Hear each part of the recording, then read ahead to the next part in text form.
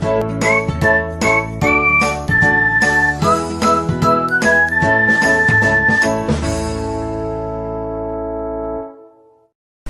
day everyone, I'm your Mr. ATL and welcome back to my channel. So today's video, we're going to solve some questions about sketching the graph of a circular function. So there is a question here and this is the direction.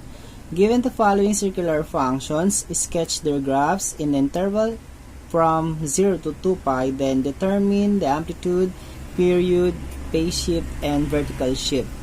So we have number 1 question, that is y equals to sine 5x. Okay, so in the form y equals to a sine quantity b x plus c plus d, the value of a here is 1 since there is no numerical coefficient there, it's imaginary 1. So our a is 1.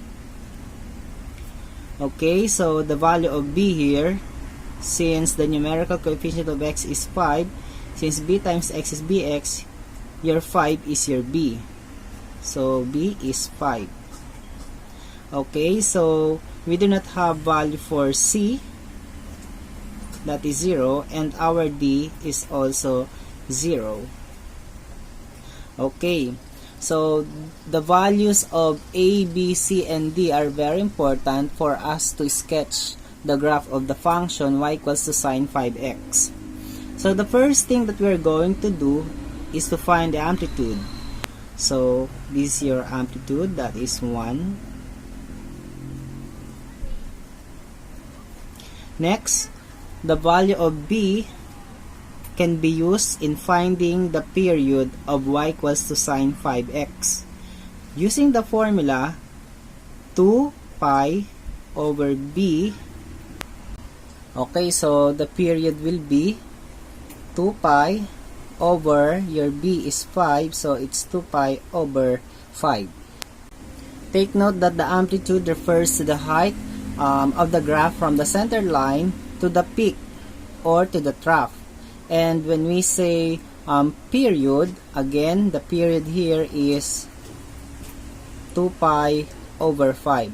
When we say period, it's a characteristic of the graph of the circular function where it goes from one peak to the next or from any point to the next matching point. So later on, I'll be showing you on what are these amplitude and period. Okay, so the shift here, the phase shift is 0 since we do not have values for c and also for the value of the vertical shifting for d. Okay, so now it's time to sketch the graph of the y equals sine 5x. In sketching the graph, I'll be using a ruler, or if you do not have, you may use any straight edge. Okay, so I'll be drawing now the Cartesian plane. So this is the Cartesian plane. Okay, so this is your y-axis, your x-axis is here. Okay, so now, since the amplitude is 1, let us have the height from the center point is 1. That is the peak of the graph. The measure of that is 1. Or to the trough, that is -1. But we are referring to the absolute value of a, so that is 1 unit. Okay, next. Okay, from the period of 2 pi over 4, let us divide it by 4. That is 2 pi over 5. Let us divide it by 2. Okay, so dividing it, that is 2 pi over 5 times the reciprocal of 2, that is 1/2. And simplify, we can cancel this 2, it will become pi over 5. So since the complete or the period of this function is 2 pi over 5, and the half of that, after dividing it by 2, that is pi over 5. Oh, it's pi over 5. Okay, after dividing it by 2 again, you can find out that this is your pi over 10. And let us find for this one. Okay, so to find it, you may get the average of this, or you may add this 2. So how are we going to do that? Let us use this 2. We have here, okay, let us have pi over 10 plus pi over 5. Adding them, the LCD is 10. 10 divided by 10 is 1, times pi is pi. 10 divided by 5, we have 2, times pi is 2 pi. So we will get 3 pi over 10. Or, we can find the average of these 2. We have pi over 5 plus 2 pi over 5. Then later on, we will divide it by 2. So that will become 3 pi over 5. Since the denominator are the same, just copy. Okay, then divide it by 2. So that is 3 pi over 5 times the reciprocal of 2 is 1/2. So we will get 3 pi over 10.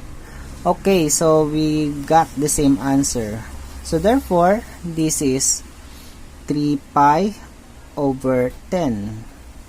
Okay, so what will be the behavior of our graph for the function y equals to sine 5x?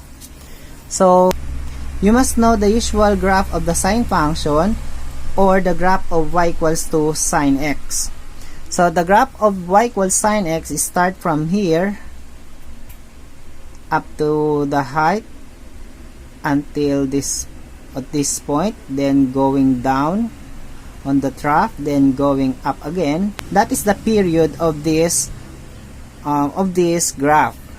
So recalling the definition of the period, it goes from one peak or from one point or from any point to the next matching point. This will be the next matching point here. Okay, if we're going to continue, that is for another period until this point.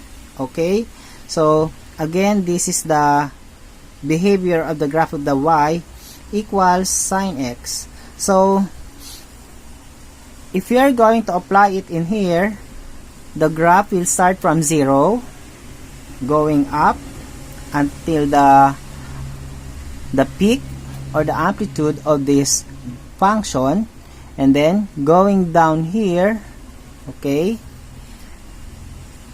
until in this point. Okay, by the way, we must have our guide. So let me draw a line here.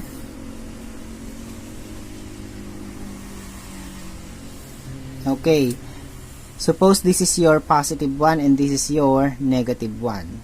So sorry for this. It's nothing. This is negative 1. This is positive 1. Okay, so this will be our guide for the peak or for the amplitude of our function.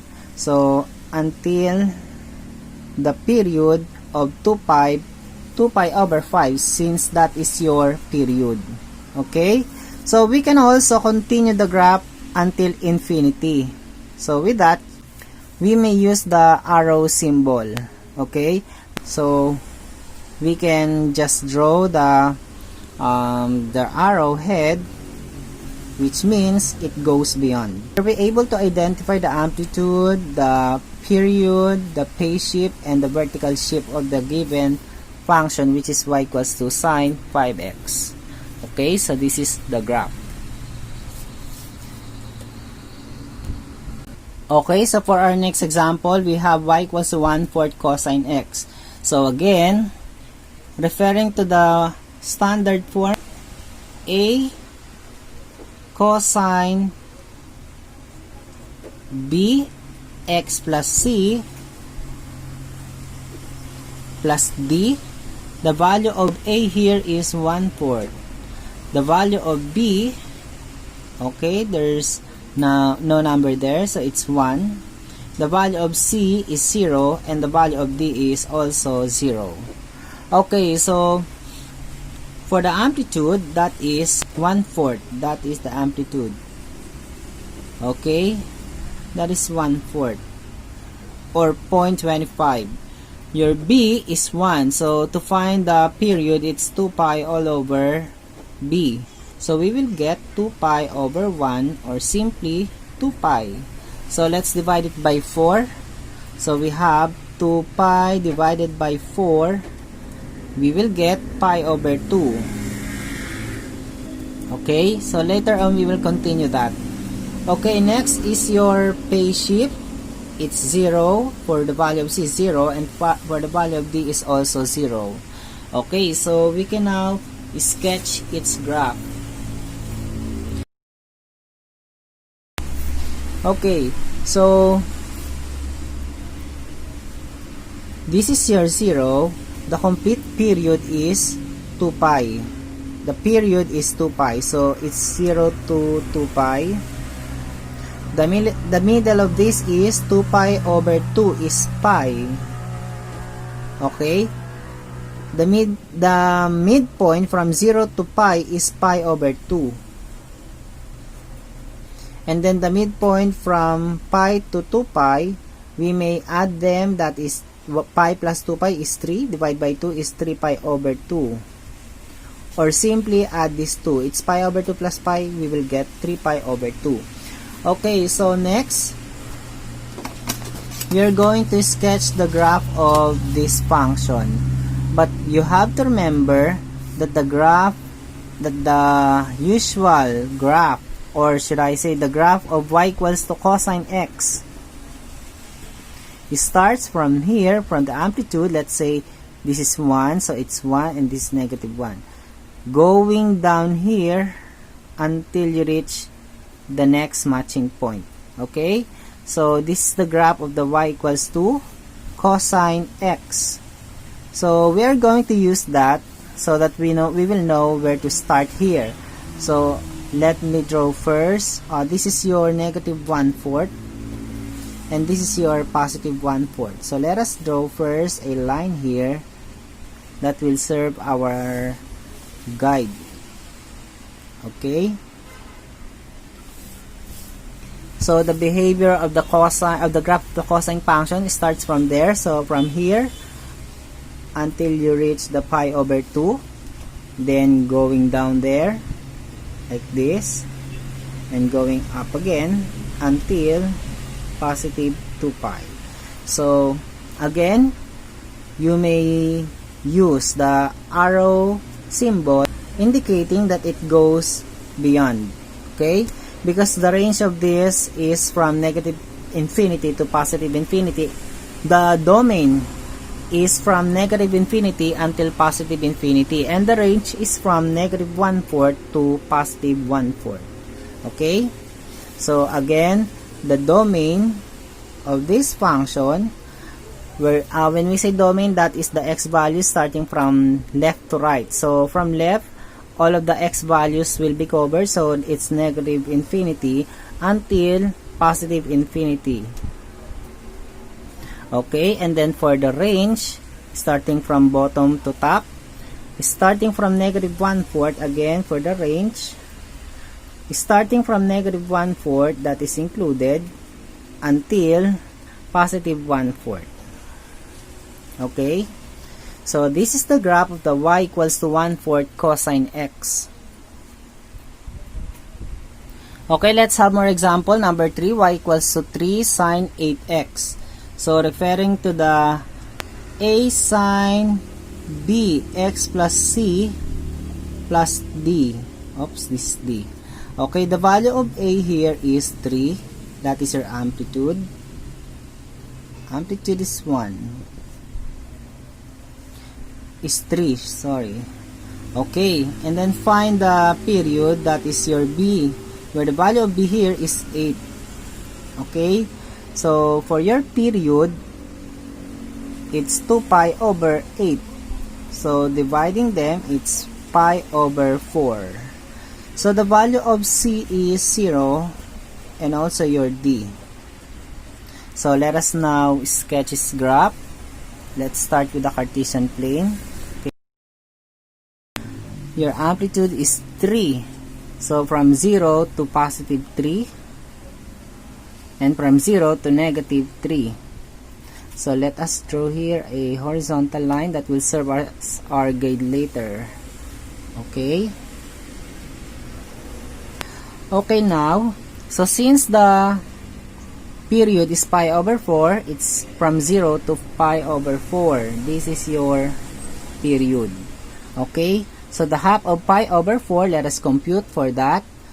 Pi over 4, the half of that is dividing it by 2, that will be pi over 4 times 1 half, that is pi over 8.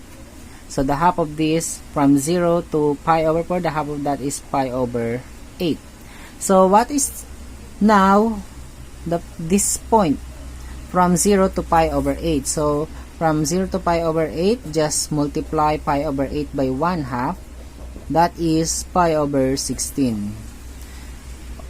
Okay, by using pi over 8 all over 2, we will get the same answer as pi over 16.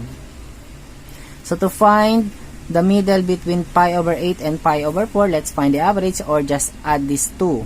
So let us add pi over 16 and pi over 8. So that will become, the LCD is 16. 16 divided by 16 is 1, times pi is pi. Plus 16 divided by 8 is 2, times pi is 2 pi. So therefore that is 3 pi over 16. This is now 3 pi over 16. So next, we will now sketch its graph. So we must know the behavior of the graph of the function y equals to sine x. So y equals to sine x, the graph of this goes like this, starting from 0, like that. Okay? So following this behavior from 0 up to here until you reach the pi over 8, going down to 3 pi over 16 until pi over 4. Okay, so this is now the graph of the y equals to 3 sine 8x. So let us find the domain and the range of this function. So the domain and the range. So the domain here, starting from left to right, all of the x values will be covered. So that is from negative infinity until positive infinity. Next, for the range, from bottom to top, from negative 3 until positive 3. So that is, negative 3 until positive 3. Be careful of the symbol. This must be the correct symbol for the range. Next. Okay, the next example will be y equals to 7 cosine of x minus pi over 4. So again, referring to the equation or the function y equals to a cosine of b times x plus c plus d. The value of a is 7. Okay? The value of b, that is imaginary 1. The value of c, we have negative pi over 4. Okay? The value of d, that is 0. So let us now draw our Cartesian plane here. Like this. Use your straight edge. Okay? So this is your x-axis and your y-axis. This is your amplitude, positive 7 and negative 7. So to find the period, it's 2 pi over b. Where your b is 1, that is 2 pi over 1. So the period is 2 pi. Okay, so we have here c negative pi over 4. So that is your phase shift. Since this is negative, it's to the right. So we are going to use the formula negative c over b. Our c is negative pi over 4. Our b is 1. And we have here negative, like this. So therefore, this will be positive pi over 4. That is our phase shift to the right of the y-axis. That is pi over 4. And our d is 0. So how are we going to do that? Let us first draw the horizontal line here. That will serve our guide later in sketching the graph of this function. Okay. So the period is 2 pi divided by 4. That is 2 pi. Over 2 we will get pi. That is the middle.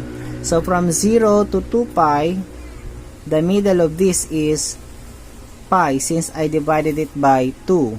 Then to find the half of this, we have pi divided by 2 is pi over 2.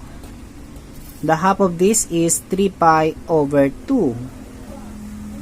Okay. Since the value of c is negative pi over 4 and using our formula to find of this, the phase shifting of this, we have pi over 4, which means to the right. So you have to locate where you can find the pi over 4. Since pi over 4 is located here, therefore, we're going to start on this point. So since our function is y equals to 7 cosine of x minus pi over 4, we must know what's the behavior of our function y equals cosine x. So the graph of the function y equals to cosine x goes like this. From the amplitude going down here onto the x-axis like this. Okay? So we're going to follow that behavior. So from here, okay, in this case, I'll be using a red pen to sketch the graph of the usual position of the function y equals to cosine x. And it goes like this. Okay? Okay, so that is the usual position for the graph of the function y equals to cosine x. But this graph is being shifted horizontally from the usual position. So, again, when we say phase shift, this is how far the function is shifted horizontally from the usual position. This is the usual position. And how far is that? It's pi over 4 units. From here, we're going to, I'm going to use my black pen. From here, I'm going to sketch the graph until I reach this point. Going down there. Okay, going up to there. Okay, so after doing it, I have here an x-intercept of 3 pi over 4. Okay, and the minimum of this point is at negative 7, and on the x is at, and this is your 5 pi over 4. Okay, another x-intercept again at the middle of 3 pi over 2 and 2 pi. That is your 7 pi over 2.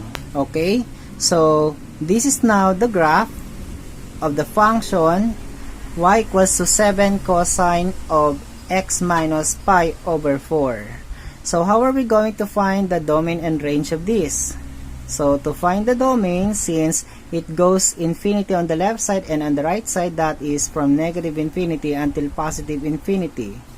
Okay, and then the range from bottom to top, it's from negative 7 until positive 7. That is your range of the given function. Okay? Okay, so we have here another function, y equals to 2 sine of x minus pi over 2 plus 3.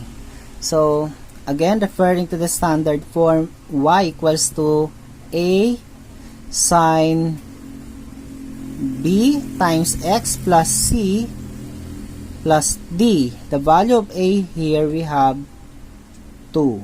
Okay? The value of b, that is 1. It's imaginary 1 there or in here. Next, the value of c. Okay, the value of c here we have negative pi over 2. Next, the value of d is 3. Okay, so this is the amplitude, that is positive 2, and our b is 1. So to find the period, we will use the 2 pi over b, or we will have 2 pi. Okay, so for our phase shift, that is negative c over b. So we will have negative pi over 2 all over b. Your b is 1. So still, that is pi over 2. That is for our phase shift, that is to the right of the y-axis. Next, for our d is 3. So let us now sketch its graph. Okay, so let us now construct our Cartesian plane. Okay, do not forget to use your ruler or any straight edge. So this is your x-axis and your y-axis. The amplitude is 2. So this is positive 2. Let's say this is your negative 2. This is your 0. Okay, next. So for our period, that is 2 pi. So 2 pi. Okay, we have 2 pi from 0 to 2 pi. That is the period. Divided by 2. The middle of that, we have pi. The middle of 0 and pi is pi over 2. The middle of this, pi and 2 pi, will be 3 pi over 2. Add this 2, then divide by 2. It's 3 pi over 2. So, okay, next we have here the phase shift of pi over 2. So, meaning to say, from the usual graph of the sine function, we are going to move our usual position from 0 into pi over 2 units. Okay? But let us consider the value of our vertical shifting, that is 3 units. Since there's a vertical shifting of positive 3, okay, so we're going to shift our usual position of the graph of y equals to sine x 3 units upward. Okay? So I'm going to extend it in here, in this position. So now, we have here from pi over 2, we are going to start from here, but shifted 3 units upward. So from here, 1, 2, 3. Okay. So from here, we're going to find the amplitude of positive 2, since our amplitude there is 2. The value of a is 2. So 1, 2. So I'm going to draw our horizontal line that will serve our guide. And from the starting point or the center line, we're going to shift it 3 units also. Take note that from the center line, we have the amplitude of 2 units. So 1 and then 2. So let us draw horizontal line that will serve our guide later.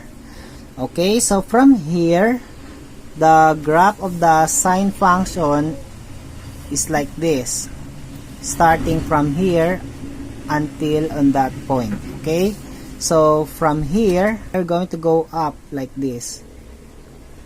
Okay, until we reach here and here until there. Okay, so this is the graph of the function y equals to 2 sine of x minus pi over 2 plus 3. So, let us draw here the arrow symbol. So, the domain here, starting from left to right, that is negative infinity until positive infinity. Again, that is for your domain. And for your range, starting from positive 1 until positive 5. So, 1, 2, 3, 4, 5. So, our range is from positive 1 until positive 5. Okay, next we have y equals to 3 cosine of x plus pi over 2 plus 1. So, the value of a is 3, the value of b is 1, the value of c is pi over 2, and the value of d is 1. Okay, so to find the period, we have, again, this is for your period, that is 2 pi over b, or 2 pi over 1, that is 2 pi. Next, to find our phase shift, we are going to use the negative c over b. That is negative pi over 2 all over b, which is 1. But we have negative here outside. So that is positive pi over 2. That is for your phase shift to the right. Okay, next, we have the value of d is 1. So let us now construct our Cartesian plane like this. Okay, so this is your x-axis and your y-axis. So let us extend our y-axis.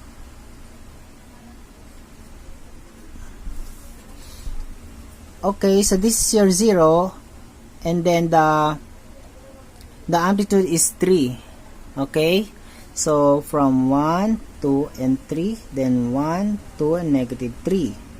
Next, we have the period of 2 pi. So 0 up to 2 pi. So the middle of this is pi. The middle of 0 and pi is pi over 2. And this is 3 pi over 2. Okay, so next, from the graph of the y equals to cosine x, the behavior of that will be like this. Okay, so from here until here, like this. Okay, so this is the graph of the y equals to cosine x. Okay, so what will be the graph of this function? So, okay, we have here 1, 2, 3 for the amplitude, but there is a phase shift of pi over 2. We will start from here, pi over 2 units to the right, and there's a shifting of positive 1, so going upward. Okay, so this will be our center line. Okay, so from here, let us draw our horizontal line that will serve as our guide.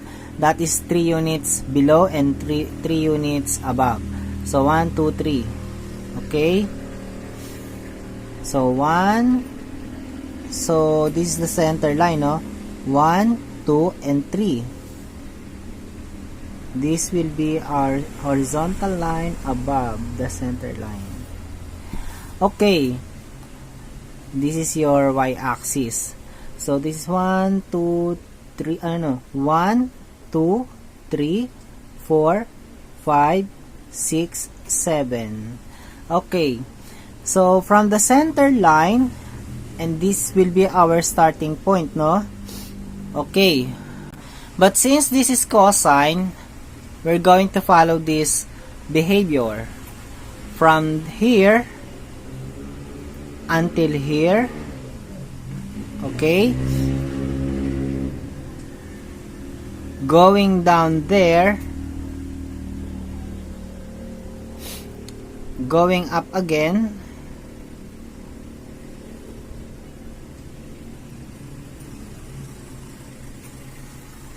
until we reach this point.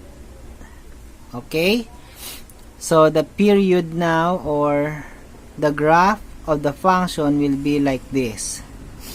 So let us draw now the arrow symbol. Okay, so the domain